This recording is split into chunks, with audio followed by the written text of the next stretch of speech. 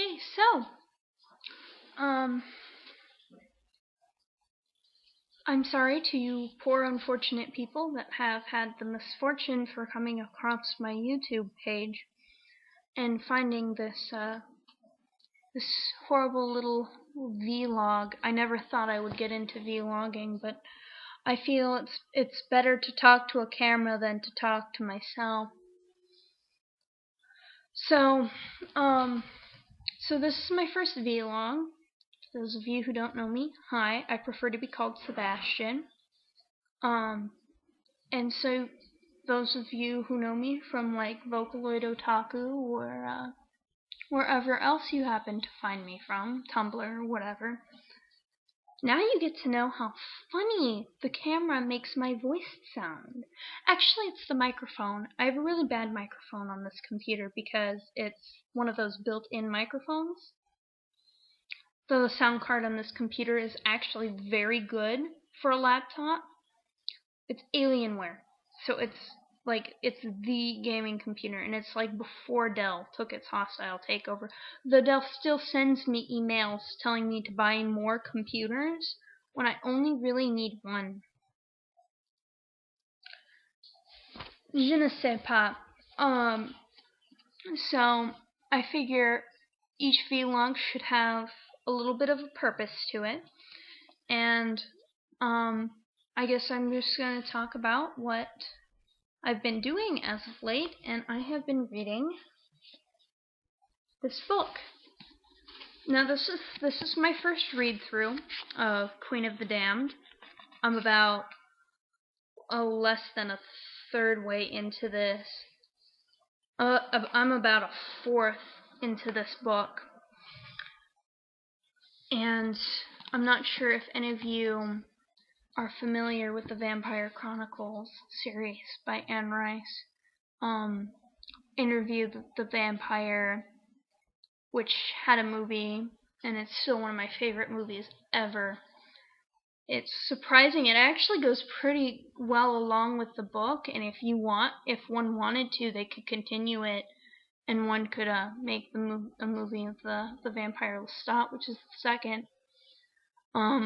Probably my favorite, because it features my favorite of the characters. And if you can't guess who that is by the title of the book, you're really, really dumb. It's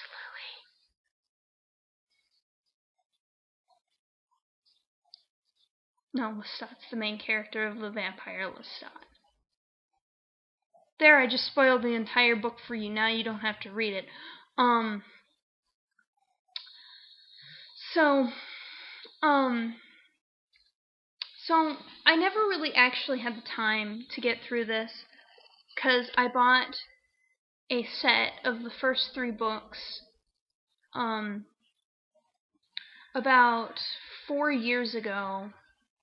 Maybe not quite 4 years ago. It may have been like 2.5 years ago, where I got, having only seen Interview with the Vampire like a few months previous,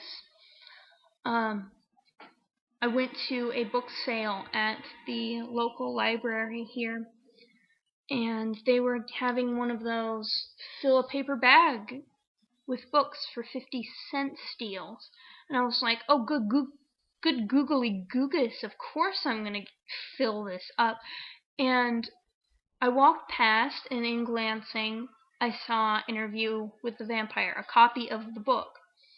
And so I'm like, oh gosh, I'm going to have to get this, because I'm told that the books are just as good as the movie, and I really loved the movie. So I picked up the Interview with the Vampire, I picked the Vampire Lestat and Queen of the Damned, and I stuck them in that little paper bag that they gave me, and I moved on and got like an X-Men movie, and I think the Tommyknockers, which I have yet to read. So I sped through reading Interview pretty easily, because I had seen the movie and I knew what happened. So I didn't really have to read for a whole lot of detail. I just had to be, or I was just reading for detail. I didn't really have to understand what was going on because I had a pretty good visual of it so far. And then The Vampire Lestat took me a little longer, but not because the book was boring. It was just because I kept losing it. The same book I lost like 20 times and somehow managed to get back with the same copy with my bookmark in the same place every single time. Same book, same publish date, and same bookmark. I didn't even put my name in it. My name's in it now. I usually put my name on books in the inside covers of the books I love. And my real name, not my internet name. So, like, if I dropped it at like the Federal Reserve, they'd be able to find it by my credit card number or something. So that took me a little longer, but respectively throughout the time that I actually had the book, I went through it pretty quickly. I went through it really fast, just straight through. And then it came down to reading this book.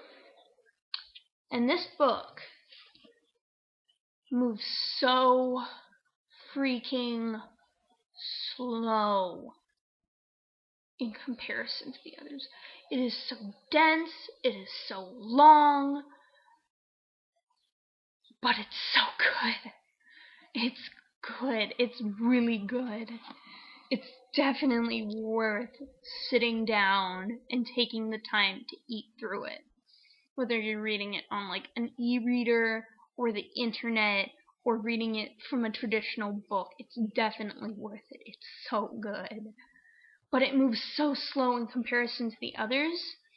I just didn't have the time to sit down and read through it, because in the other ones you could kind of skim details and you still have a pretty gosh darn good idea of what's going on. You know that no matter what it is, they're telling the story of their lives as a vampire and why being a vampire sucks. These are reading glasses, by the way.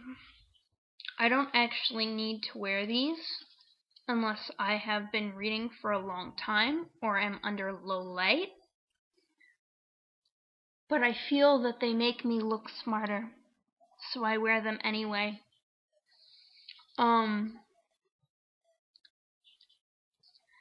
this book is not like that, though, because this book switches you from the first person's perspective that you're very used to into a third person perspective, which in most books is actually the best, is third person omniscient, which is the teller of the story is a third party and knows exactly what's going on all the time. And then the second best perspective is first person, obviously, and then the most artsy and the most abstract is second person. So here's an English lesson for all of y'all who never got it in school. That missing second person is when the teller of the story, the speaker of the story, is telling the story directly to you. Like, you woke up in the morning, you have blue eyes, you have blonde hair, you have pale skin, you went downstairs and you had a bowl of cereal and it was very sweet and very tasty, and then you went outside and you killed the dragon. That's second person. It's very artsy and you see it more often than not in poems, not so much in books, and I really think it would be cool to see a book written entirely in second person, like maybe a great triumph told by somebody to their friend who doesn't remember having made this triumph and having done this or something. and someone else has to tell them, well, this is what you did.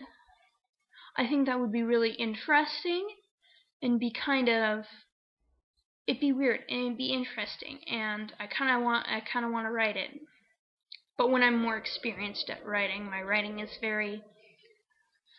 not very experienced at the moment, and it's not necessarily that my writing is bad, it's just that I need to be able to be focused and be able to complete a task to the end, which is a very big struggle for me. And I guess this reading of big thick books is kind of preparing me to that, completing a task to the end, and that's really what I'm trying to do here. And I wasn't going to read the next book in the series because I'm told it starts to kind of jump the shark after this book, but I may just stick around for the ride.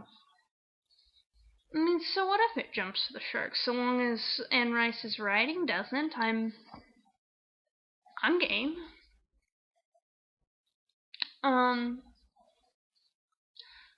So moving on from that,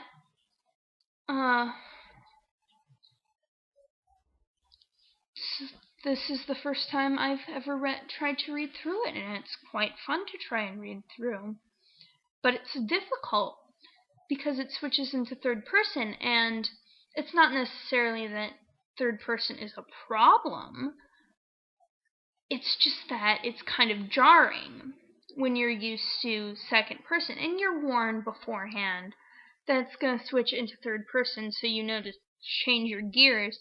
But then throughout these next chapters, it's not third person omniscient, it's kind of a more directed third person. I don't really know the actual term for that anymore because they stopped drilling it into you about 8th grade something, so it's a very directed point of view. And and then you switch from character to character, all these things that are supposed to be happening simultaneously. And that's really confusing, and it's really hard to grasp, and it's really jarring. But once your brain adjusts to the new perspective, and Anne's kind enough, Ms. Rice is kind enough to give us enough exposition to a character for your brain to make that switch. And then she gives you the rest of the chapter, and the rest of the chapter is very interesting and enjoyable. And while details were something that you could miss a little bit of in the first 2 books, you cannot miss them in the 3rd book.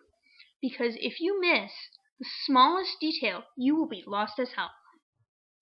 I know because I've had to go back and reread entire pages because I missed a detail, and I had to go, wait a minute, what was that? What just happened? Who bit who, and what's going on? So I had to go back and reread it. So you have to be able to pay quite a bit of attention to the details, and that's kind of it's a bit refreshing to be able to read a book that you have to actually pay attention to. It's like the last books of Harry Potter. It's like, you know how you can read the first one and you can go through and not even pay attention to the fact that you don't have to pay attention to very much, but once you get into like the 4th book or the 5th book, you have to actually pay attention because you're old enough to pay attention, because the books grow up with the person. It's like that, but these books were written for adults and not for children. Most definitely not written for children. And because if they were written for children, they would be a lot more romanticized and a lot more like Twilight in their allure. And because you can tell Twilight is written for teenagers. And it's very hard to get, and you can tell it's specifically written for teenage girls, because if you're not a teenage girl, you have a really hard time getting into it, and you're just reading this and you're going, oh my gosh, this is ridiculous. This is a ridiculous story. I don't want to read this anymore. And that's usually what happens with people with Twilight books and the Twilight movies, and that's why they got such a bad rap. Even though they're not terrible, they're just kind of in the middle. They're middle ground, like, here's the worst book ever written, which I have yet to read, and here's, like the Bible. It's kind of in between the worst book ever written and the Bible. Maybe for some of you, the worst book ever written is the Bible, but not in my opinion. It's all subjective. Really, it's opinions. So, and this is my vlog, so I don't really care about your opinions. You're all entitled to mine. And that pretty much just wraps it up for this one. I may make another one sometime in the future if I find something else to talk to a camera about. But yeah, that's pretty much it. That's all. Thanks for watching.